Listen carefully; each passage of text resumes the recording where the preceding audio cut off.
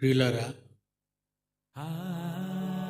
ఒంటరిగా ఉన్న దేవుడు ఏం ఆలోచిస్తాడు అని ఆలోచిస్తున్నాను నేను.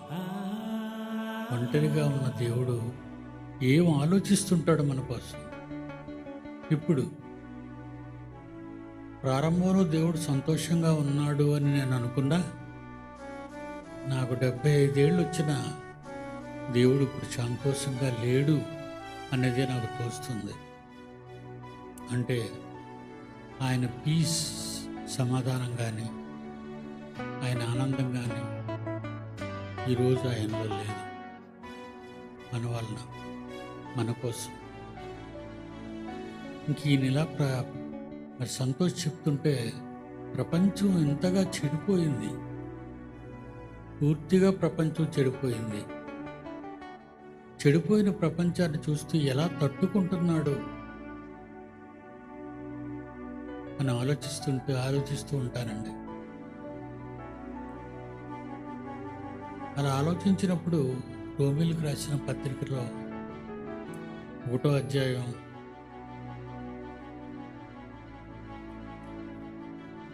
23-24 చూడండి నాయన ఒకసారి. ఏంటైనా వచనం 23, వారు అక్షయుడకు దేవుని మహిమను క్షయమగు మనుష్యుల యొక్కయు పక్షుల యొక్కయు చతుష్పాద జంతువుల యొక్కయు పురుగుల యొక్కయు ప్రతిమా స్వరూపముగా మార్చిరి. 22, వారి అవివేక హృదయము అంధకారమయను, తాము జ్ఞానులవని చెప్పుకొనుచు బుద్ధిహీనులైరి. అందుకే ఏం చేశాడట వీళ్ళందరినీ? ఎవరికి అప్పగించాడని అందరూ 28వ వచనం చూడండి. ఇప్పుడు ఎవరికి అప్పగించాడు? దేవుడే. దేవుడు కన్న పిల్లలైన మనల్ని ఆ దేవుడే ఎవరికి అప్పగించాడంటే ఇక ఆయన తట్టుకోలేక ఇచ్చేస్తారు కదండి. సమాజంలో చెడిపోయిన వ్యక్తుల్ని నేరస్తులుగా పరిగణించి జైళ్ళలో పెడతారు. జైలులో ఉండాలి వాళ్ళు. దేవుడు కూడా ఏం చేశాడట?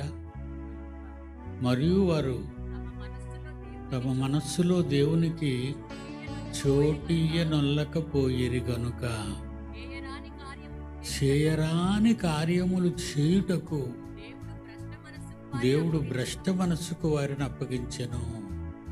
భ్రష్ట మనస్సుగా దాని నుండి కాపాడాలనుకునే దేవుడు మనల్ని దానికి అప్పచెప్పేశాడు. మనల్ని అంటే దేవుడు ఎంతగా విరిగిపోయాడు మన మీద అనేది మీరు ఆలోచించాలి. సంతోష ప్రసంగంలో ఉన్న ఆవేశం, ఆవేదన మీరు అర్థం చేసుకుని ఉంటారు. కన్న తండ్రి కన్నవారే కాదన్నప్పుడు, కన్నవారే తండ్రిని దూరం చేసుకున్నప్పుడు ఆ తండ్రి ఏం చేస్తాడు చెప్పండి? తన పిల్లల్ని సాతానుకి ఇచ్చేసాడట. సాతానుకి ఇచ్చేశాడు. అది దేవుడు చేసే పని. అవును, దేవుడు చేసిన పని. మీరు సాతానుకి అప్పగింపబడ్డం వేరు. మీరు తప్పు చేసి సాతాను సంతానంగా పిలువబడని అవసరం లేదు. ఎందుకంటే తన సంతానాన్ని, దేవుని సంతానాన్ని తన సంతానంగా, అంటే సర్ప సంతానంగా చేసింది. తన సంతానం అంటుంది. వీళ్ళంతా నా పిల్లలు. దేవుడేమనుకుంటాడు? భ్రష్ట మనసుకు అప్పగిస్తారండి. కిందకు వచ్చేసరికి చివరి వచనంలో, ఈ రోమాపత్రిక 1వ అధ్యాయం చివరి వచనంలో ఏముంటుంది? 32వ వచనం, తప్పుడు కార్యములను అంటే ఏ కార్యాలో చూస్తారో లిస్ట్ ఉంది పైన. ఏ కార్యాలు చేసేవారో చెప్తున్నాడు చూడండి. 29 నుంచి,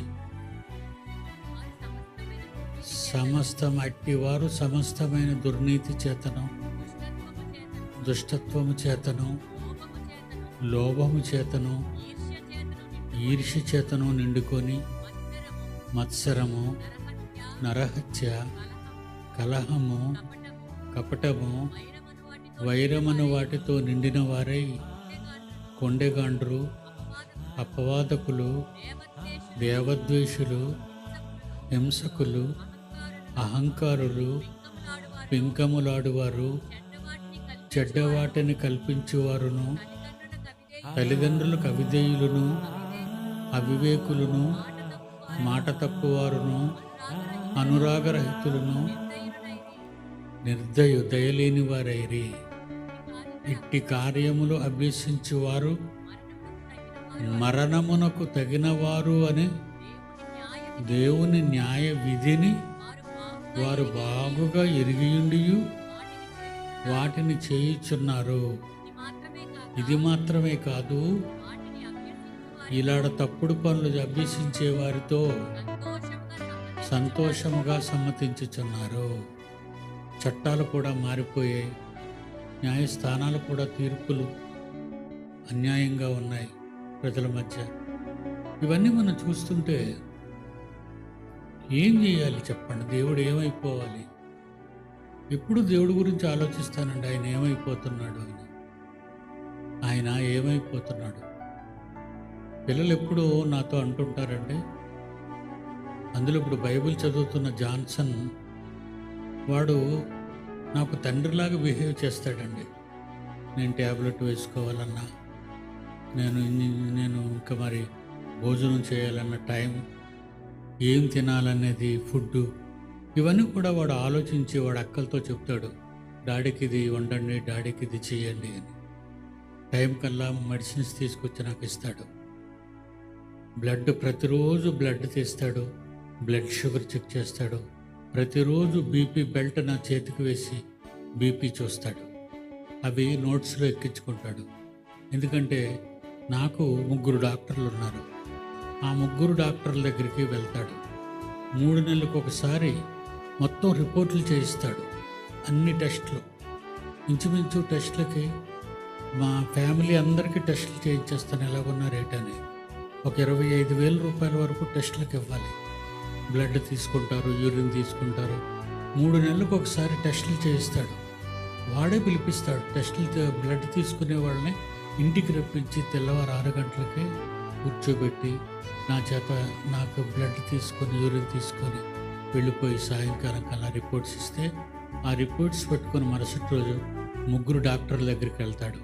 ఇదిగో తాతయ్య రిజల్ట్ ఎలా ఉంది కనుక డాక్టర్లు కూడా మొట్టమొదటిసారిగా నేను వెళ్ళినప్పుడు, సార్ మీరు రానవసరం లేదు, మీ మనవణ్ణి పంపించండి, మేము ఏం మందులు రాస్తామో మార్చాలనుకుంటే మారుస్తాం, లేదంటే అయ్యే వాడమంటాం అని చెప్తారు.